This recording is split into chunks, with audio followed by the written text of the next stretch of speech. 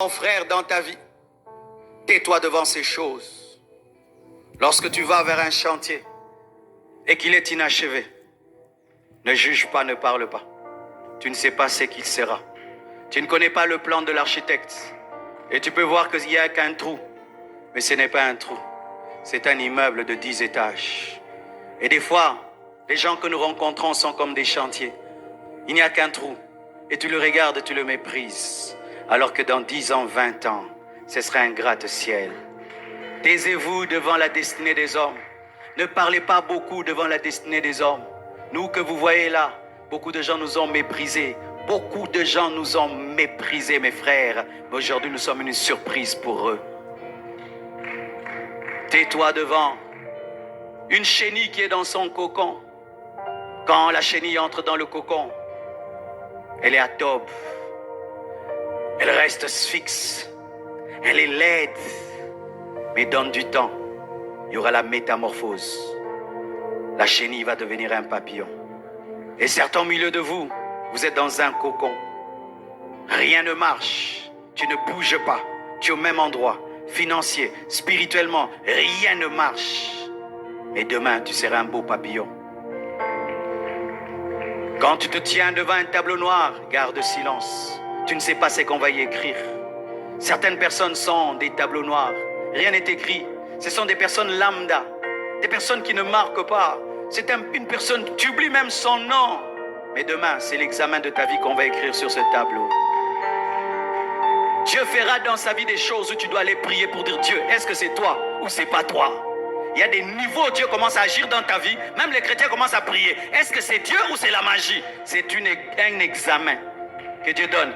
Cosinus, tangente. Oui, il y a des gens qui deviennent des examens dans la vie. Imagine que l'un de nos frères ici seulement, il reçoit une onction, dans tous les deux il part, il ressuscite les morts.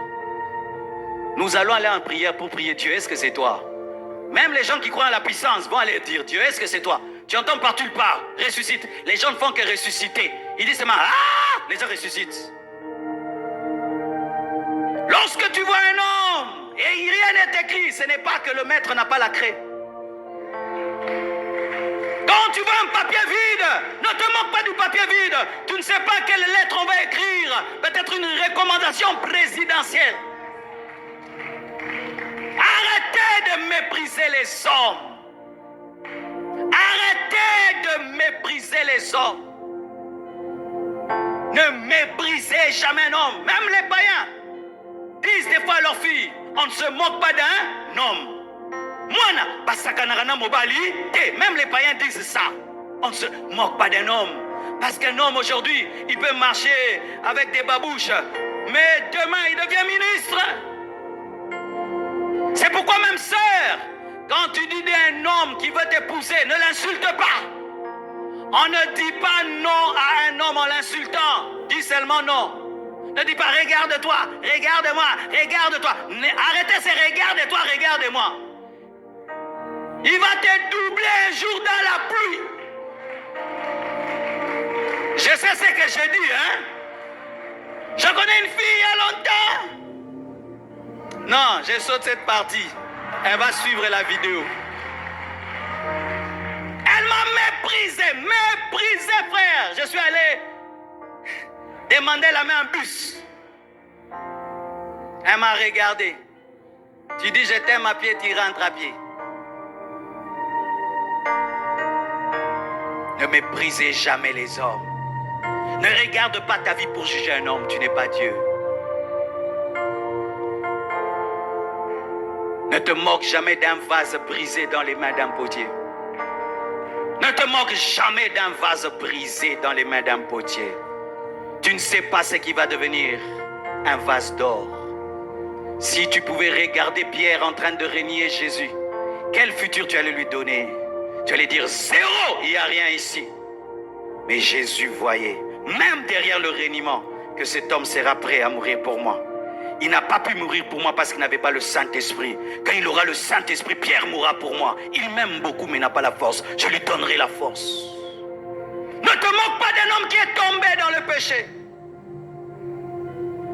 Ne te moque pas d'un homme de Dieu qui est tombé dans le péché comme nous faisons maintenant à Kinshasa. Tu ne ne connaît pas quand est-ce qu'il va se repentir. Et c'est que Dieu va lui dire. Vous aimez les épîtres de Pierre? Mais Pierre a renié son maître. Il a dit qu'il ne le connaît pas. Ne te moque pas d'un frère qui traverse des moments difficiles. Tu ne connais pas son histoire avec Dieu. Ne te regarde pas pour juger un homme. Il se peut qu'il sera plus grand que toi. C'est pourquoi tant qu'un homme ne s'est pas tenu debout, ne dis pas que tu es plus grand que lui. Tu peux être debout, l'autre est assis et tu penses que tu es plus grand que lui. Non, il est assis, il n'est pas debout. Lorsqu'il va se déployer, il est plus grand que toi. Ne te moque pas quand tu ne comprends rien. Et même si tu comprends, il y aura toujours des choses que tu ne comprendras pas. Ils se sont moqués de Jephthé parce qu'il avait de mauvaises origines. Mais ce qu'ils ne savaient pas, c'était lui leur juge. C'était leur roi. Parce qu'en ce temps-là, Dieu n'établissait pas encore des rois, c'était des juges. Celui qui était le fils de la prostituée, c'est lui que Dieu avait choisi pour les sauver, les protéger, les défendre. Mais ils l'ont jugé selon des hommes. C'est pourquoi dans l'Église, nous devons vivre dans le respect. Moi, j'ai appris à respecter les gens à l'Église, mes frères.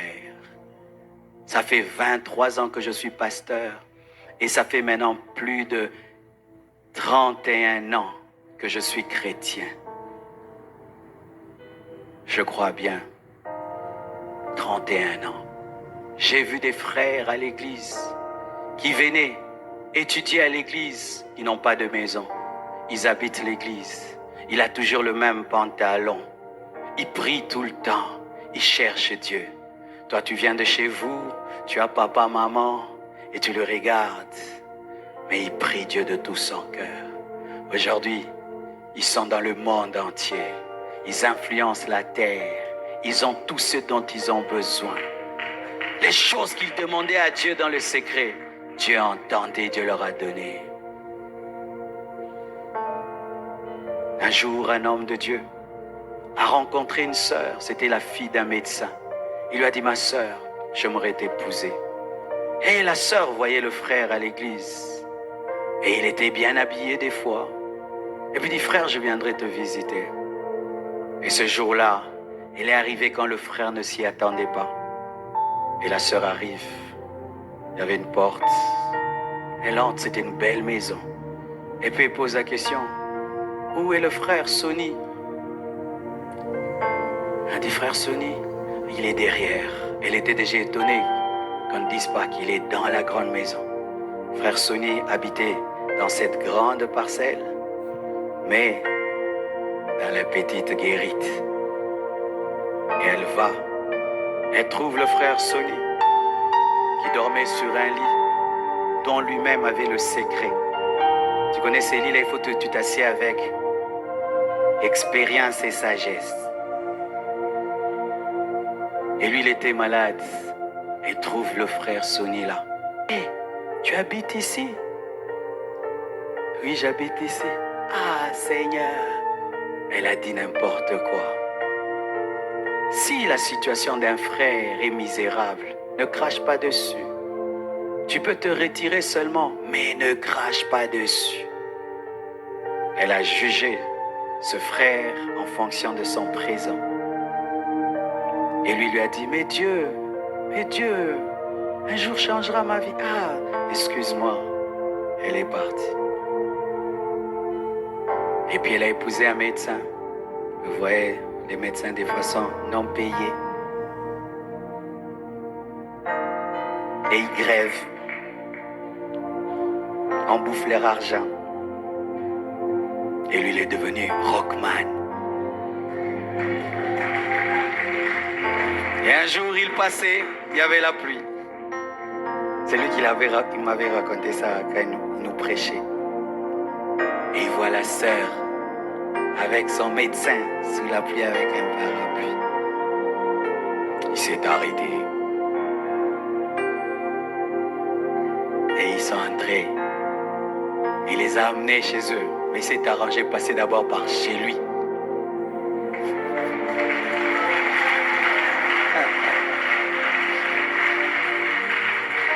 pour qu'il puisse sécher. Et le monsieur était loin.